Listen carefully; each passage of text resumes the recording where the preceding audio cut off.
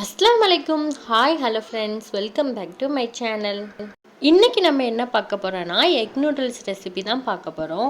எப்பயும் போல் ஃபைனலில் டிப்ஸ் இருக்குது, அதையும் பார்த்துடலாம். சரி வாங்க நம்ம வீடியோக்குள்ளே போகலாம். நூடுல்ஸ் வேக வைக்க ஒரு பேனில் தண்ணி ஊற்றிட்டு நல்ல தண்ணி ஹீட் ஆனோன்னே நூடுல்ஸ்க்கு தேவையான அளவு உப்பு சேர்த்துக்கலாம்.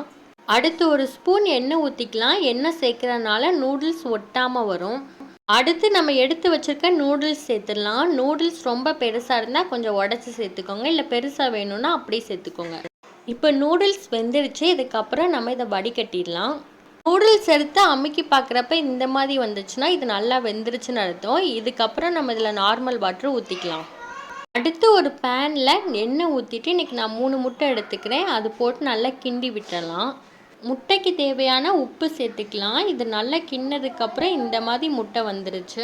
இனி இதை வேறு பாத்திரத்தில் மாற்றிடலாம். முட்டை கிண்ண அதே கடாயே வச்சுக்கலாம். அதில் கொஞ்சம் எண்ணெய் ஊற்றிட்டு பொடிசாக சாப் பண்ண வெள்ளைப்பூடை நம்ம போட்டுக்கலாம். வெள்ளைப்பூடு எண்ணெயில் வதங்குறப்பே நல்ல ஃப்ளேவராக இருக்கும். ஒரு மீடியம் சைஸ் பெரிய வெங்காயத்தை நீல வாக்கில் கட் பண்ணி வச்சுருக்கேன், அதையும் சேர்த்து நல்லா வதக்கி விட்டுறலாம். அடுத்து முட்டைக்கோஸ் சேர்த்துடலாம். இதில் சேர்க்குற வெஜிடபிள் எல்லாமே நம்ம நீல வாக்கில் நறுக்கி வச்சுக்கலாம். அடுத்து ஒரு மீடியம் சைஸ் கேரட்டை நீல வாக்கில் துருவி வச்சுருக்கேன், அதையும் நம்ம சேர்த்துடலாம். அடுத்து நம்ம கட் பண்ணி வச்சுருக்க குடமிளகாவும் சேர்த்துடலாம். இப்போ எல்லாம் சேர்த்து நல்லா வதக்கி விட்டுடலாம். பார்க்கும்போதே ரொம்ப கலர்ஃபுல்லாக இருக்கும்.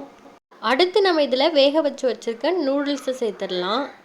நூடுல்ஸ் சேர்த்து நல்லா மிக்ஸ் பண்ணி விட்டுடலாம். அடுத்து நம்ம இதில் சில்லி சாஸ் 2 ஸ்பூன் விட்டுக்கலாம். அடுத்து இதில் நம்ம டொமேட்டோ சாஸ் 4 ஸ்பூன் விட்டுக்கலாம்.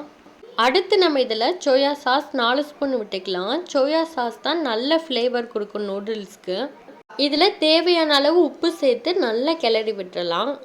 சாஸ்லேயும் உப்பு இருக்கும், ஸோ பார்த்து சேர்த்துக்கோங்க. ஃபைனலாக நம்ம ரெடி பண்ணி வச்சுருக்க முட்டையை சேர்த்து நல்லா கிண்டி விட்டிங்கன்னா நம்மளுக்கு தேவையான எக் நூடுல்ஸ் ரெடி. குழந்தைங்க நூடுல்ஸ் கேட்டாங்கன்னா இந்த மாதிரி வீட்லேயே ரொம்ப ஹெல்த்தியாக செஞ்சு கொடுங்க. இந்த வீடியோ உங்களுக்கு பிடிச்சிருக்குன்னு நம்புகிறேன். சரி வாங்க நம்ம டிப்ஸ் பார்த்துடலாம். இன்றைக்கி நம்ம கேரட் பற்றி தான் பார்க்க போகிறோம். கேரட்டில் நிறைய ஆன்டி ஆக்சிடென்ட் இருக்குது. இது நம்மளுக்கு பல வகையான புற்றுநோய், மரபணு ப்ராப்ளம் வர்றதை தடுக்கும். சில பேருக்கு கேரட் சேராமல் அலர்ஜி, படை போன்ற ப்ராப்ளமும் ஏற்படும். இந்த வீடியோ டிப்ஸ் உங்களுக்கு பிடிச்சிருந்துச்சுன்னா மறக்காமல் நம்ம சேனலை சப்ஸ்கிரைப் பண்ணிடுங்க. தேங்க்யூ.